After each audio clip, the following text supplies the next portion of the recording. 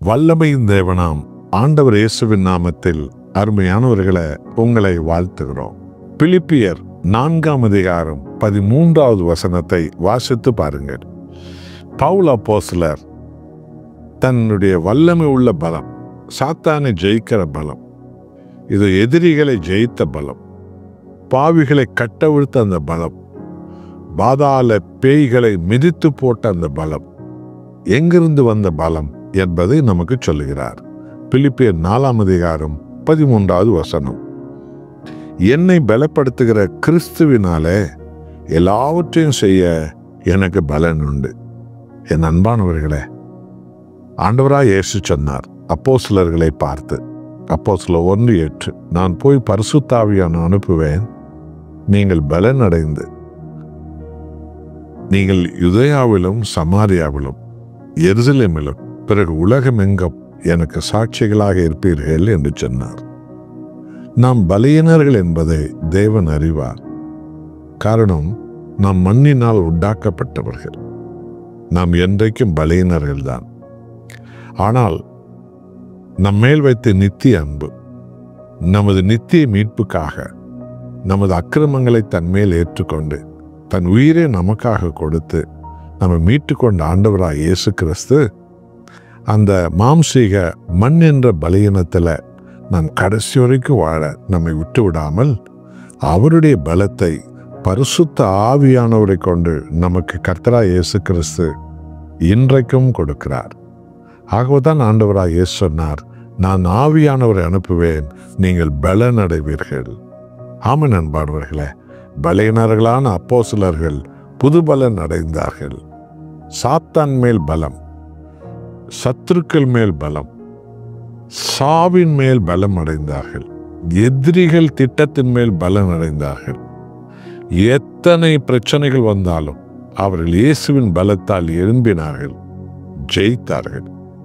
இதைதான் பவுல் உங்களுக்கு நமக்கு சொல்லுகிறார். என்னை பலப்படுத்துகிற கிறிஸ்துவினால எல்லாவற்றையும் செய்ய எனக்கு பலன் உண்டு என்று சொன்னார். இதுதான் தேவனுடைய பலன், இதுதான் தேவ பலம். ஆகவே அன்பானவர்களே, தேவன் நம்மை எப்பொழுதும் நம்முடைய மாம்சீக பலத்தில் எல்லாவற்றையும் செய்ய அவர் விடுவது கிடையாது.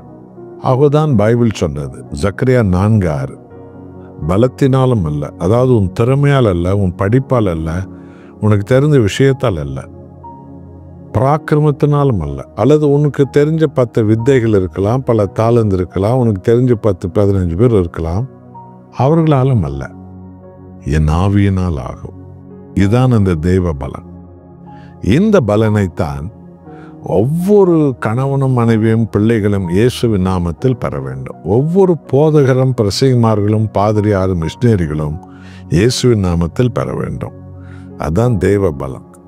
இது தாத்தா பாட்டியால் வந்த பலம் அல்ல, அப்பா அம்மாவால் வந்த பலன் அல்ல, உடற்பயிற்சியால் வந்த பலன் அல்ல, என்னமோ வினோதமான பொருட்களெல்லாம் சாப்பிட்டு அப்படியே அந்த பலன் இந்த பலன் என்றால் விளம்பரப்படுத்துகிற போலியானவர்களுடைய பலம் அல்ல. இது தேவ பலன், பரலோகத்திலிருந்து வரக்கூடிய பலன். இந்த பலனை தான் ஒவ்வொரு கிறிஸ்தவ சபையும் கிறிஸ்தவ ஊழியக்காரிகளும் கணவன் மனைவி பிள்ளைகளும் பெற்று உலகமெனும் சாத்தானை ஜெயிக்கிற பலன், எதிரிகளை ஜெயிக்கிற பலன் இயேசுவின் பலன், சூனிய மந்திர மயங்களை ஜெயிக்கிற பலன் இயேசுவின் பலன்.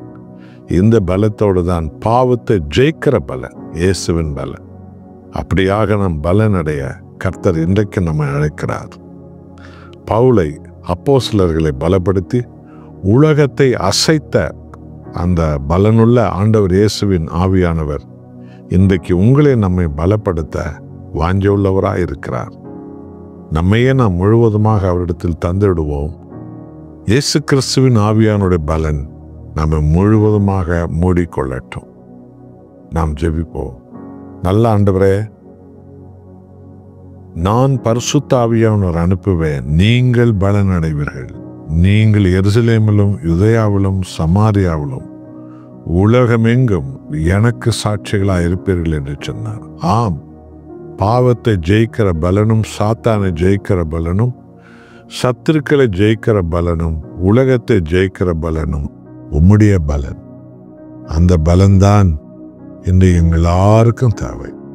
என்னோடு ஜெபிக்கிற ஒவ்வொருவருக்கும் அந்த கிறிஸ்துவின் ஆவியானுடைய பலன், பிதாவின் ஆவியானுடைய பலன் எங்களுக்கு தேவை.